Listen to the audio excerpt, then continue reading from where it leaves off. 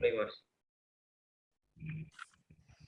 Baik, bismillahirrahmanirrahim. Assalamualaikum warahmatullahi wabarakatuh.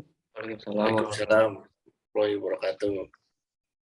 Kami dari kelompok 1 Hukum Pajak akan mempresentasikan tentang ketentuan baru tata cara perpajakan dalam Undang-Undang Nomor 7 Tahun 2021 tentang harmonisasi peraturan perpajakan. Pemerintah telah mengesahkan rancangan Undang-Undang Harmonisasi Peraturan Perpajakan menjadi undang-undang.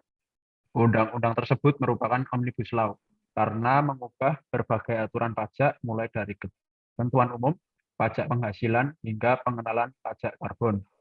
Terkait dengan Undang-Undang Ketentuan Umum dan Tata Cara Perpajakan, beberapa poin yang diubah adalah sebagai berikut. Untuk poin yang pertama, penggunaan nomor induk kependudukan atau NIK menjadi nomor pokok wajib pajak atau NPWP bagi wajib pajak orang pribadi.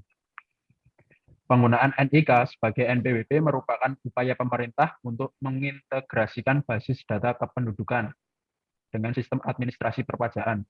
Hal tersebut diharapkan dapat mempermudah wajib pajak orang pribadi melaksanakan pemenuhan hak dan kewajiban perpajakan. Pemerintah juga menekankan penggunaan NIK sebagai NPWP tidak serta-merta menyebabkan setiap orang pribadi membayar pajak. Untuk poin yang kedua, pengungkapan ketidakbenaran pengisian SPT atau surat pemberitahuan tahunan. Pada Undang-Undang Harmonisasi Peraturan Perpajakan, pengungkapan ketidakbenaran pengisian SPT dapat disampaikan sebelum diterbitkannya surat pemberitahuan hasil pemeriksaan. Untuk poin yang ketiga akan dilanjutkan Saudara Gani. Oke, poin yang ketiga, sanksi administrasi perpajakan. Pemerintah melakukan perubahan sanksi terkait atas SKPKB, surat ketetapan pajak kurang bayar, akibat perbuatan. Yang pertama, tidak menyampaikan SPT setelah mendapat surat teguran. Yang kedua, PPN dan PPMBM yang seharusnya tidak dikompensasikan atau tidak seharusnya dikenakan tarif 0%, serta tidak memenuhi kewajiban pasal 28 atau pasal 29 yang menyebabkan pajak teruntang tidak dapat diketahui. Selanjutnya, di sini ada rincian perubahan besaran sanksi. Yang pertama, PPh kurang dibayar. Di Undang-Undang Ketentuan Umum Pajak kenaikan 50%. Sedangkan di Undang-Undang Harmonisasi Perpajakan bunga per bulan sebesar suku bunga acuan plus uplift faktor 20%, maksimal 24 bulan pembayaran. Sedangkan PPh kurang dipotong di Undang-Undang Ketentuan Umum Perpajakan kenaikannya 10%. Sedangkan di Undang-Undang Harmonisasi Perpajakan bunga per bulan sebesar suku bunga acuan plus uplift faktor 20%, maksimal 24 bulan. Selanjutnya PPh dipotong tetapi tidak di-store. Di Undang-Undang Ketentuan Umum Perpajakan kenaikannya 100%. Sedangkan di Undang-Undang Hukum Harmonisasi Perpajakan kenaikannya 75%. Selanjutnya, PPN dan PPMBM kurang dibayar. Di Undang-Undang Ketentuan Umum Perpajakan kenaikannya 100%. Sedangkan di Undang-Undang Harmonisasi Perpajakan kenaikannya 75%. Selain itu juga terdapat perubahan sanksi penegakan hukum di bidang perpajakan dengan rincian sebagai berikut. Perubahan sanksi upaya hukum. Upaya hukum keberatan di Undang-Undang Ketentuan Umum Perpajakan 50%. Sedangkan di Undang-Undang Harmonisasi Perpajakan 30%. Banding di Undang-Undang Ketentuan Umum Pajak 100%, sedangkan di Undang-Undang Harmonisasi Perpajakan 60%. Selanjutnya peninjauan kembali. Di Undang-Undang Ketentuan Umum Perpajakan tidak ada, sedangkan di Undang-Undang Harmonisasi Perpajakan diadakan sebesar 60%. Selanjutnya, poin keempat, pelaksanaan mutual agreement procedure.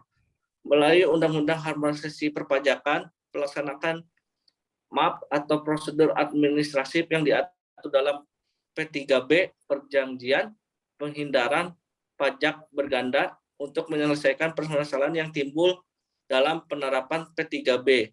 Dapat dijalankan secara simultan atau serentak dengan proses keberatan dan banding. Proses MAP tetap dapat dilanjutkan meskipun telah terdapat putusan banding atau peninjauan kembali. Sepanjang materi sengketa diputuskan bukan materi yang diajukan oleh MAP. Yang kelima, ketentuan kuasa wajib pajak. Kuasa wajib pajak harus memiliki kompetensi tertentu dalam aspek perpajakan, kecuali kuasa wajib pajak merupakan suami, istri, keluarga saudara, atau semeda sampai dengan derajat kedua. Poin ke-6 akan dilanjutkan oleh Saudara Rogi. Baik, poin yang ke-6, kerjasama penagihan pajak antar negara sebagai wujud peran aktif Indonesia dalam kerjasama perpajakan global melalui Undang-Undang Harmonisasi Peraturan Perpajakan. Indonesia dapat memberikan bantuan penagihan pajak maupun meminta bantuan penagihan pajak kepada negara mitra yang dilakukan secara resiprokal atau timbal balik. Poin yang ke-7, perubahan sanksi administratif tindak pidana perpajakan sebagai bentuk penerapan asas ultimum remedium. Wajib pajak diberikan kesempatan membayar pokok pajak dan sanksi, dan membayar tersebut dapat menjadi pertimbangan dituntut tanpa penjatuhan pidana penjara. Pengaturan tersebut dilakukan pemerintah untuk menyelamatkan penerimaan negara yang merupakan tujuan utama dari pemidanaan pajak. Berikut tabel perubahan sanksi pidana Undang-Undang Harmonisasi Peraturan Perpajakan. Pidana pajak kealpaan. Undang-Undang Ketentuan Umum dan Tata Cara Perpajakan. Membayar pokok pajak plus sanksi 3 kali pajak kurang dibayar. Untuk Undang-Undang Harmonisasi Peraturan Perpajakan, membayar pokok pajak plus sanksi 1 kali pajak kurang dibayar. Pidana pajak kesengajaan. Untuk Undang-Undang Ketentuan Umum dan Tata Cara Perpajakan, membayar pokok pajak plus sanksi 3 kali pajak kurang dibayar. Untuk Undang-Undang Harmonisasi Peraturan Perpajakan, membayar pokok pajak plus sanksi 3 kali pajak kurang dibayar. Pidana pajak pembuatan faktur pajak atau bukti potong PPh fiktif.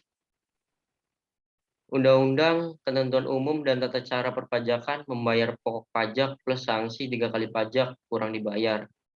Untuk Undang-Undang Harmonisasi Peraturan Perpajakan, membayar pokok pajak plus sanksi 4 kali pajak kurang dibayar. Untuk poin yang ke-8, peradilan pidana in absentia.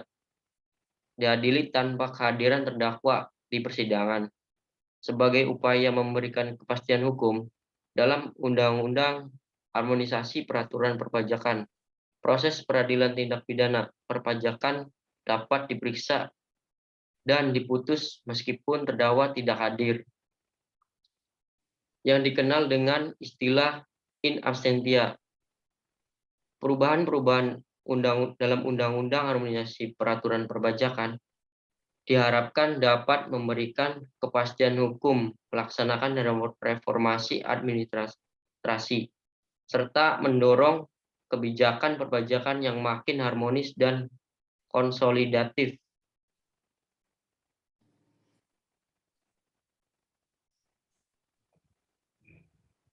Baik, sekian presentasi dari kelompok 1, kurang lebihnya mohon maaf. Wassalamualaikum warahmatullahi wabarakatuh.